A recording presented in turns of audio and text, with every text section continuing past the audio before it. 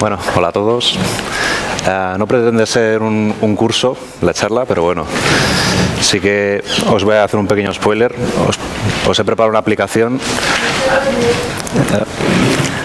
¿Micro?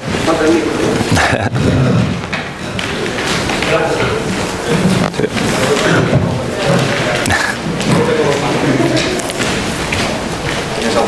Sí, perfecto. Ese para beber y este para hablar. Venga, perfecto. Si se queda sin fila o algo, me pegas una voz a los voluntarios.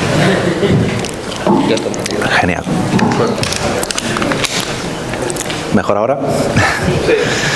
Bueno, lo que os comentaba, la charla no pretende ser un curso de Angular, porque es un poco imposible hacer media hora un curso completo de Angular, pero bueno, sí que os he preparado una aplicación. Podéis verla en angularseries.com o bien podéis entrar en el GitHub, hacer un clone y los que quieran empezar a mirar código y saltarse un poco lo que voy a hacer de introducción a la REST API, pues ya podéis empezar a mirar código.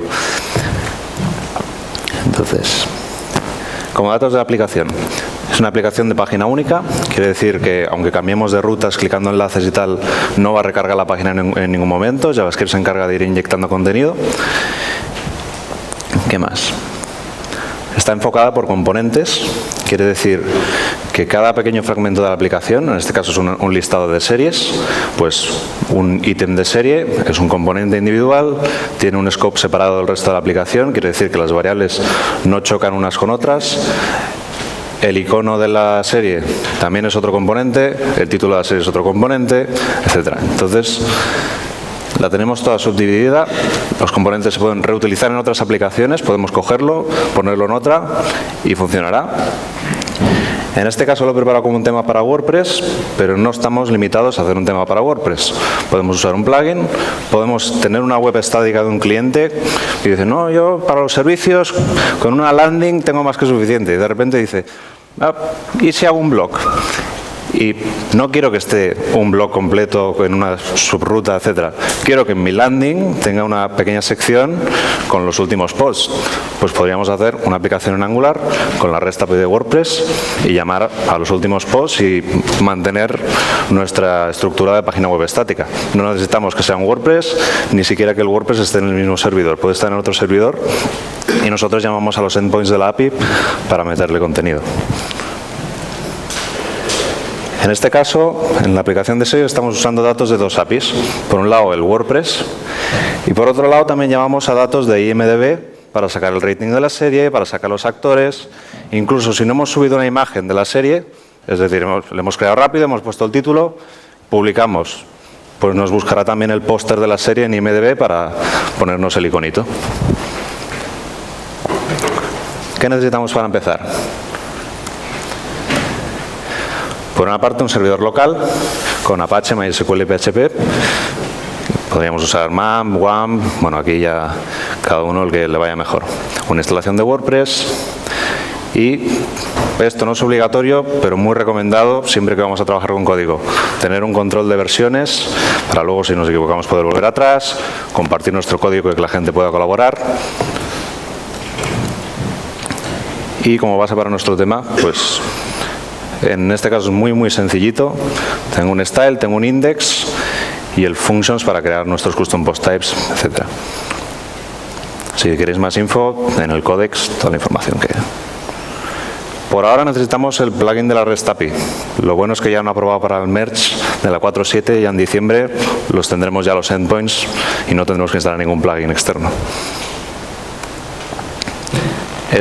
Si utilizáis Advanced Custom Fields, pues directamente instalándolo os expondrá los custom fields en los posts, en los custom post types que hayáis creado, etc. Se puede hacer también con una pequeña función en el functions, pero si no queréis liaros a meter código PHP, pues instaláis el plugin y a correr. Un pequeño comentario cuando creéis custom post types. Es muy importante que escribáis en el array showing rest true. Si no, este custom post types que habéis creado no os va a aparecer en la API. Tendréis los posts, tendréis las páginas, pero el vuestro no aparecerá. Entonces es muy importante marcarlo aquí. Y si quisierais cambiar la ruta, por ejemplo, habéis creado cpt/series y queréis que la ruta no sea esa, sino que sea series simplemente, pues cambiáis la res base y ya está. Este sería un ejemplo de ruta que podéis incluso probar, porque como está colgado, escribís esto en el navegador, os mostrará el JSON de los últimos 10 posts de series. Una pequeña notita sobre las consultas a la REST API, cómo podemos hacerlas. Como ruta base, por ahora es esta. No quiere decir que luego en una actualización la vayan a cambiar, pero bueno, es cuestión de ir mirándolo. Entonces, si queremos llamar un listado de posts, simplemente sería poner posts. Utiliza la paginación por defecto 10 posts, se puede cambiar. Y si queréis llamar un ID concreto, barra el ID y os devuelve un post en lugar de un listado. Podéis filtrar, es decir, me devolverá la primera página por defecto, pero podemos pedirle la página 2, como una consulta, interrogante, página 2. Y también podemos encadenar filtros, interrogante y poner el primer filtro y hay un ampersand y podemos ir añadiendo nuevos filtros. En este caso nos pediría los posts de las categorías 2, 3 y 6 y anteriores a la fecha, en formato fecha de WordPress, 31 de octubre a las 23:59. Una aplicación muy útil para mirar endpoints sin estar todo el rato en el navegador o otros métodos es Postman. Lo tenéis tanto como aplicación de escritorio como extensión de Chrome.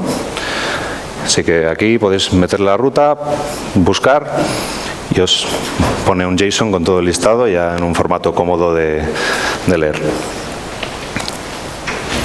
A nivel de entorno no me voy a meter mucho. Tenéis ya en el GitHub, si os lo bajáis, ya tenéis un entorno preparado con NPM. Y aquí tendréis todas vuestras dependencias, qué versiones estáis utilizando de cada cosa y lo tenéis todo controlado en el package.json. Y a nivel de automatización, necesitáis concatenar las hojas de estilo, tenéis un GUL preparado ahí. Os añade automáticamente prefijos de compatibilidad con AutoPrefixer. Y luego también concatena y minimiza los JavaScripts. En este caso lo hago por separado, podrías hacerlo todo junto en un solo script. Yo separo dependencias de scripts de la aplicación. Y por último, Browser Sync, que sirve para que mientras vais programando, cada vez que guardéis, os actualiza el navegador. Y no solo el navegador de vuestro ordenador, sino tenéis una IP externa, por si tenéis varios dispositivos. Guardáis, pum, se actualiza todos los navegadores, del tablet, del móvil que tengáis también. Incluso si estáis navegando y haciendo scroll, te hace el scroll en todos los dispositivos. Es muy, muy, muy útil. Por último aquí, las librerías que usamos. Entonces vamos por faena. Nos metemos un poco a la chicha de la ponencia. Primer detallito. Internet Explorer por debajo de la versión 9. Ojo, cuidado. Directamente el equipo de Angular desde la versión 1.3, ya estamos en la 1.5.8, ya dijeron, Internet Explorer 8 no vamos a dar soporte. Entonces no significa que no vaya a funcionar, pero estáis solos. Entonces, si tenéis algún cliente, no, que nuestros ordenadores no se actualizan desde hace 6 años, queremos una aplicación molona. Va a ser que no. Entonces, como mínimo, Internet Explorer 10 para ir bien. El 9 igual. Entonces, a nivel de estructura, esto es muy importante decidirlo cuando empezamos.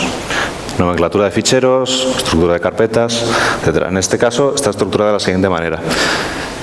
Tenemos en la carpeta principal el app.js que se encarga de enlazar la aplicación y luego dividimos en componentes. Esta aplicación tiene una home y una about que son vistas distintas y aparte de la vista tenemos un componente home, un componente about.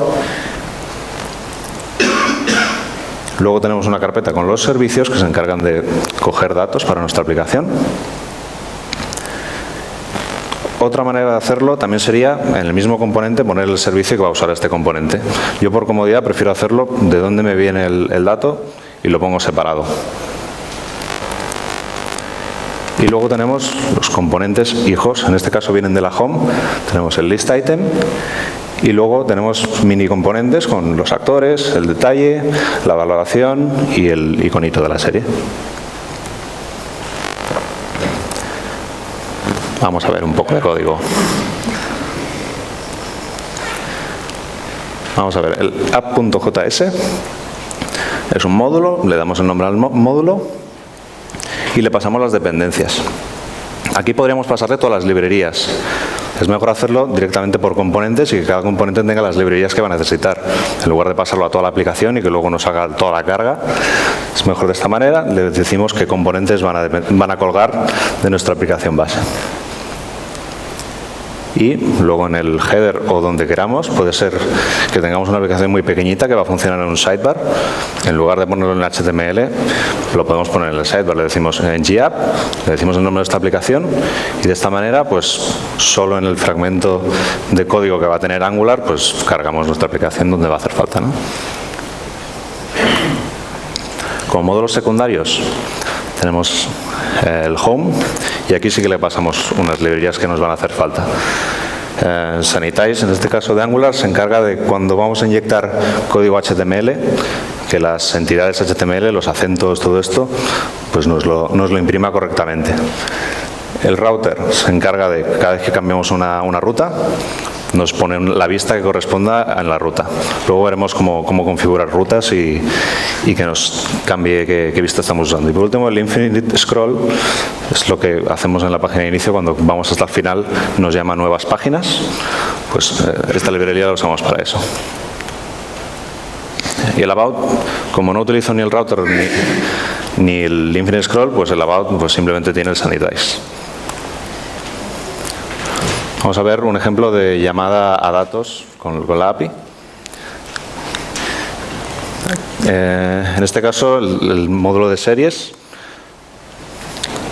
Para mí es más cómodo ponerle una variable y digo, vale, esta será la ruta que voy a llamar. Lo pongo arriba del todo del módulo y de esta manera es fácil. Después, en nuestra función, que podemos crear distintos métodos para llamar a series, para llamar a una serie concreta. Y aquí está la clave de un servicio. Hacemos una llamada HTTP, os puede sonar de Ajax, es muy similar. Y le pasamos nuestra ruta y una vez obtiene respuesta o no obtiene respuesta, hacemos algo con ello. Las respuestas de la API nos devuelven varias cosas. Por un lado, el data con todo el JSON y también nos devuelve unas cabeceras. En estas cabeceras nos dice cuántas páginas hay y cuántos posts hay. De esta manera podemos hacer paginaciones sabiendo dónde está el final de nuestro nodo. Para personalizar respuestas, pues podemos mapear de distinta manera. Igual hemos hecho una petición y claro, nos lo devuelve como los que han hecho la API les parece que es la forma más cómoda de verlo, pero para la lógica de nuestra aplicación igual no es una forma cómoda de trabajar. Por ejemplo, para encontrar el título tenemos que entrar a la subclave del JSON, item, title, render. Igual nos interesa simplemente llamar title y cargar ya el dato del título, ¿no? Pues de esta manera nos transformamos el objeto y lo devolvemos tal y como lo vamos a usar en el resto de la aplicación. Rutas. Este es el index.php, no tiene nada más. Nuestra aplicación nos la inyecta en esta ventana con UI View. Entonces aquí nos inyecta los templates según la ruta que hemos escogido.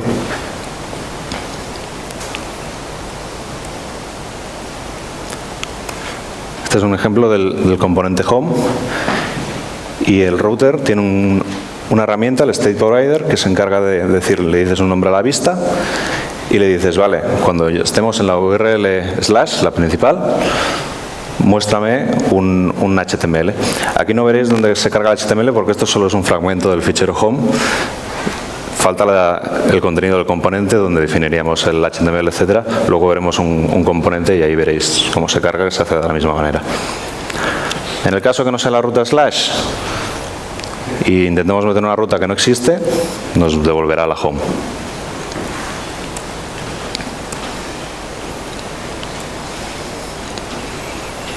Aquí tenemos la vista home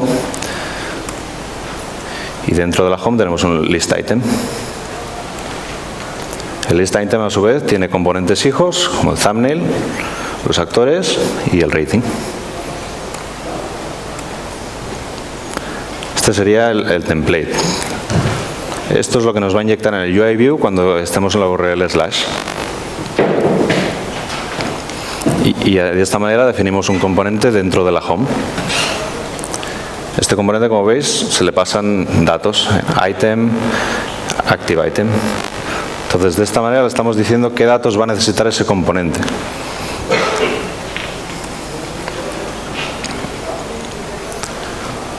El list item, a su vez, tiene otros componentes dentro. Tiene el thumbnail, tiene los actores, tiene el rating y también tiene una vista de detalle. Si clicáis en los elementos de la lista, se os abre un pequeño detalle y ese sería otro componente. Vamos a ver un pequeño ejemplo, el módulo actores, que es el más sencillo. Lo único que hace es imprimir el listado de actores y los carga desde IMDb. Aquí tenemos los bindings. Esto es lo que le pasamos al componente, lo que hemos visto fuera, que le ponemos unos atributos con un nombre que nosotros nos hemos inventado. El menor, el simbolito, indica que este componente va a recibir datos, pero por mucho que ese dato se modifique dentro del componente, no va a volver hacia arriba en el árbol.